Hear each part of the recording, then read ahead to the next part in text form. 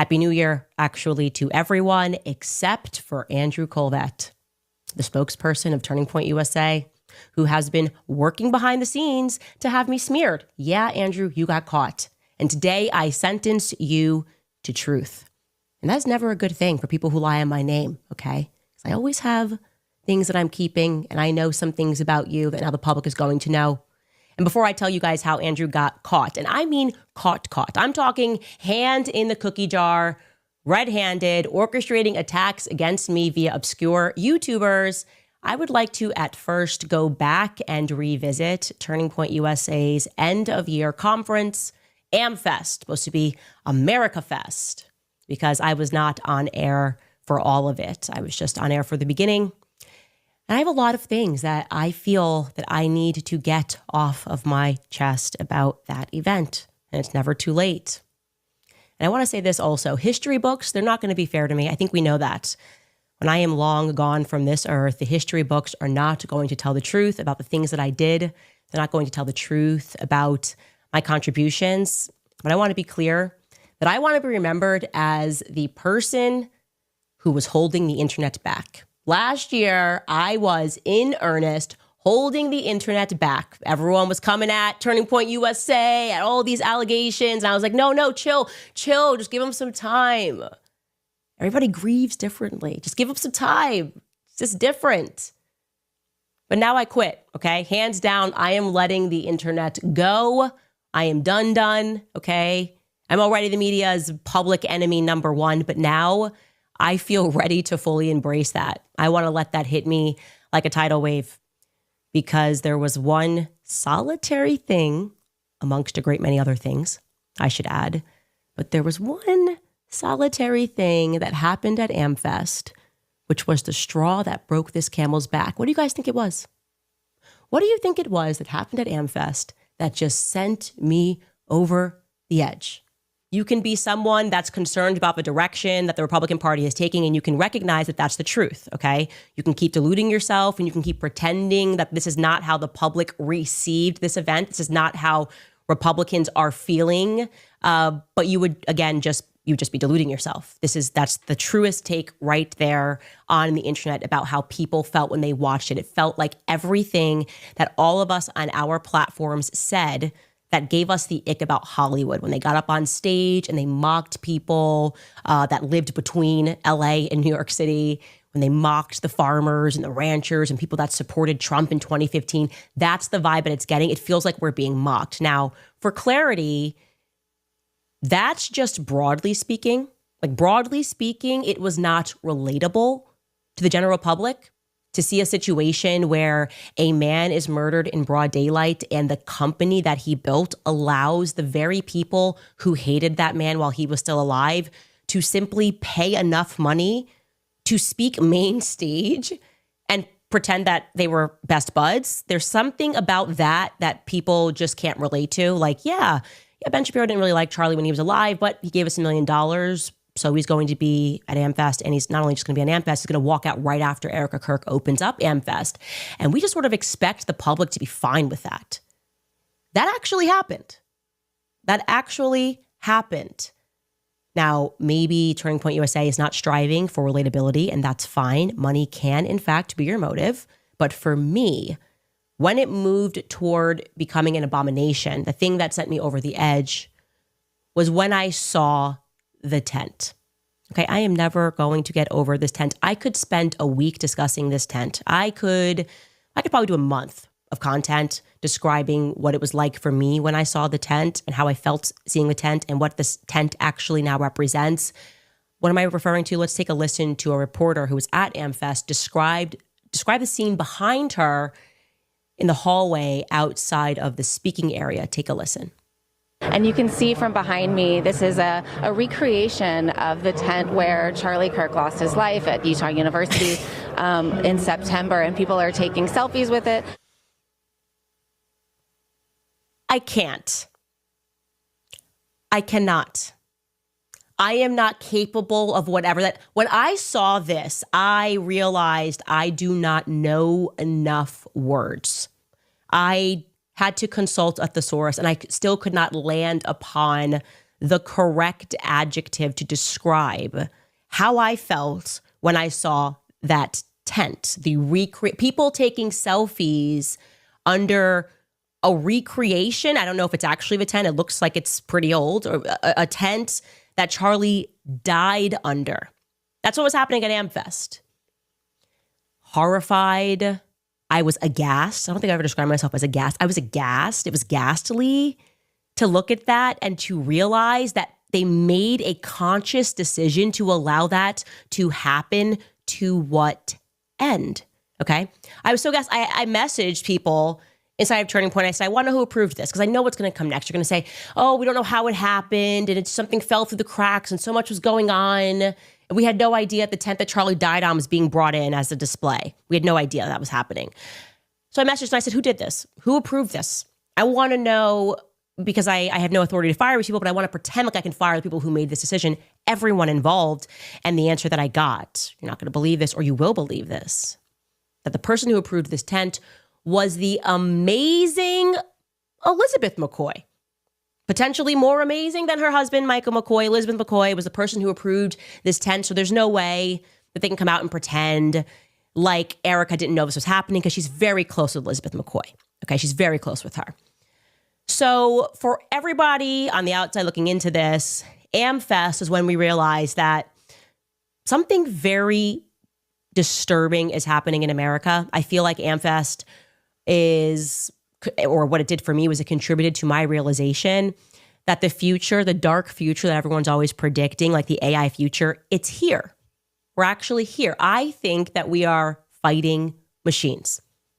I think that these people are not humans, that they're sentinels that maybe look like humans. That's how I feel. I feel like it's the single solitary event that contributed to my realization that the future is happening right now. And the issue that a lot of these, the gap that's between us and the rest of them is essentially they don't know how to behave like humans. You know what I mean?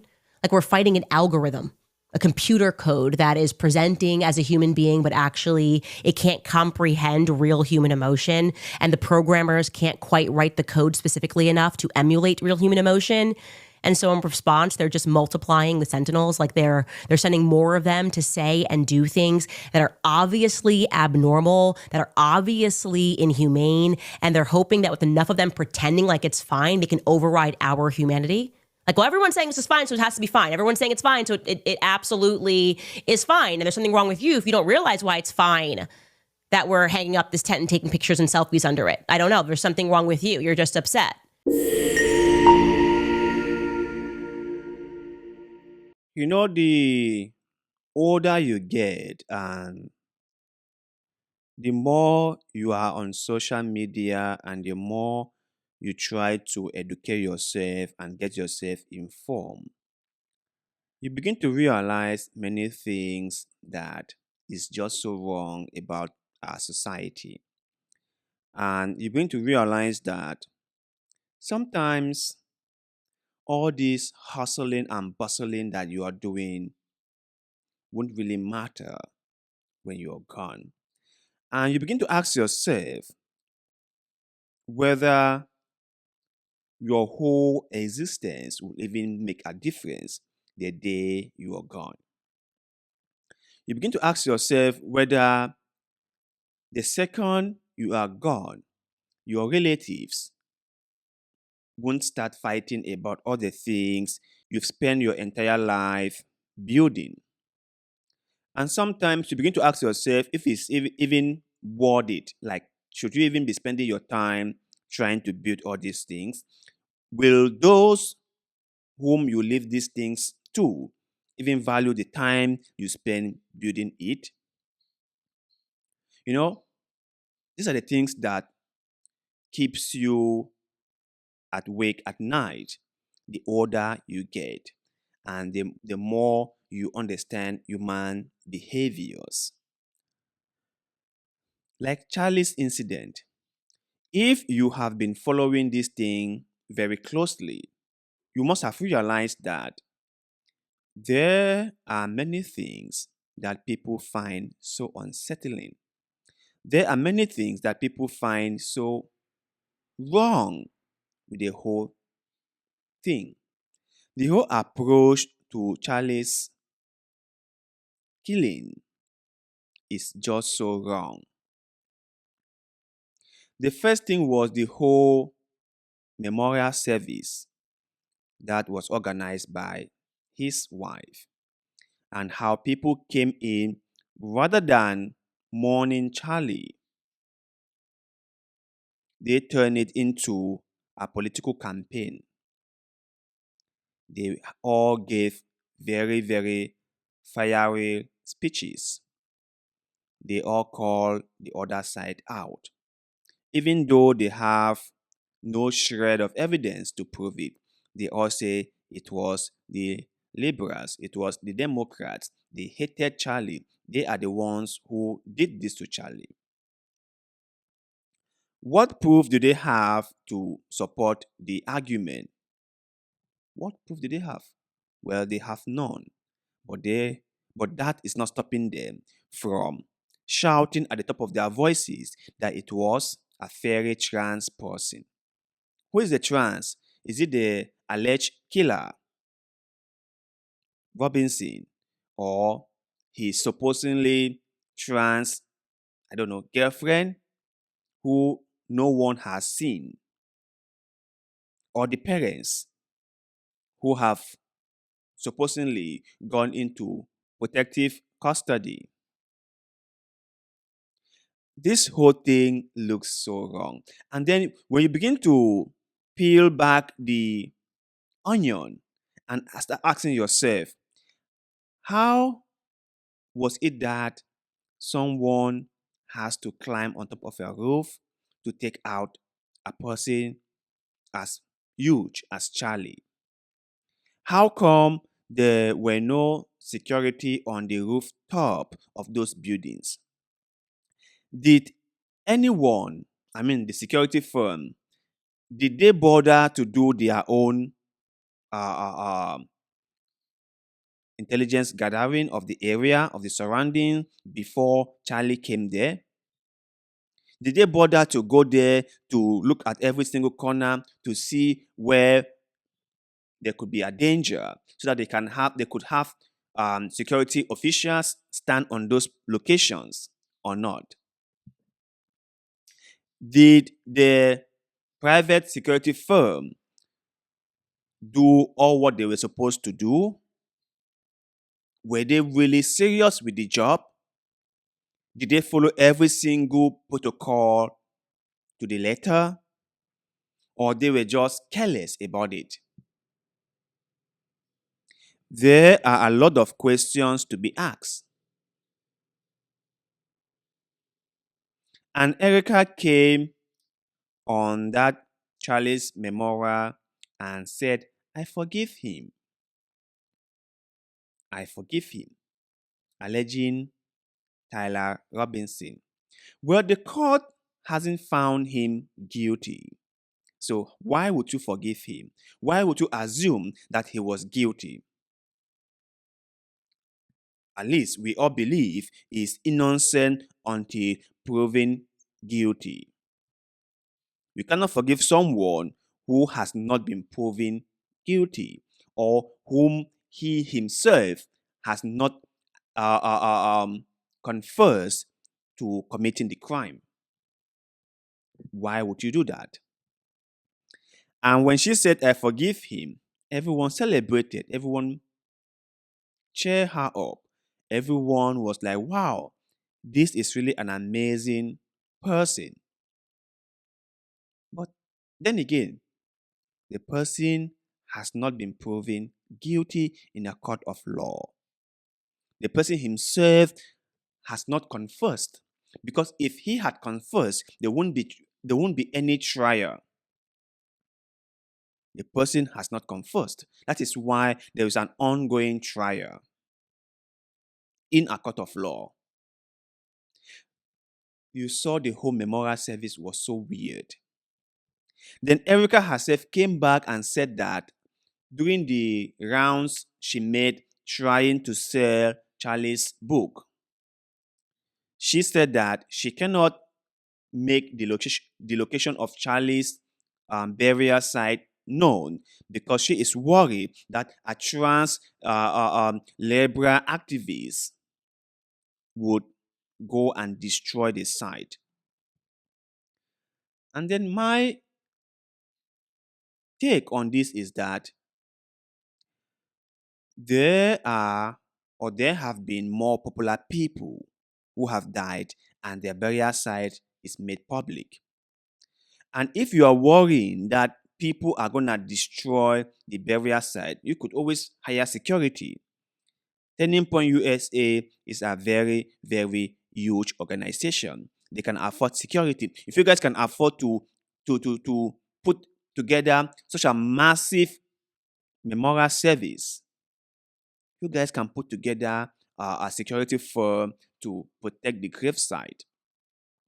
And by the way, I don't buy this whole thing that the gravesite would be ransacked by a crazy liberal activist. I don't buy that. Most liberals or Democrats don't even care. As to them, Charlie is gone. Charlie is gone. To them, it's a win, and they have just moved on. The people who are still talking about this issue are the Republicans because they are smelling something fishy in this whole thing. Republicans think that Charlie was their man, was their person, was a player in their team, and Charlie was killed publicly, and they feel like the administration or those who are close to Charlie are not taking this issue very seriously. That those who are close to Charlie have all of a sudden just moved on. That all that matters to them is what Charlie has built. That is why the Republicans and conservative commentators are very, very angry or are all disappointed with all this. Most Democrats or liberals have moved on to something else. If not of those Republican commentators who are talking about this, Charlie would have been long forgotten. If not of Candace Owens, who has made this her main crusade to get to the bottom of the issue, this whole thing would have been long forgotten. No one would have been talking about it. Who is talking about the attempted taking out of Donald Trump in Butler, Pennsylvania? No one, right? Everyone has moved on. If not of Candace Owens, the same thing would have happened to Charlie. So Republicans are like, this is not how things are supposed to go.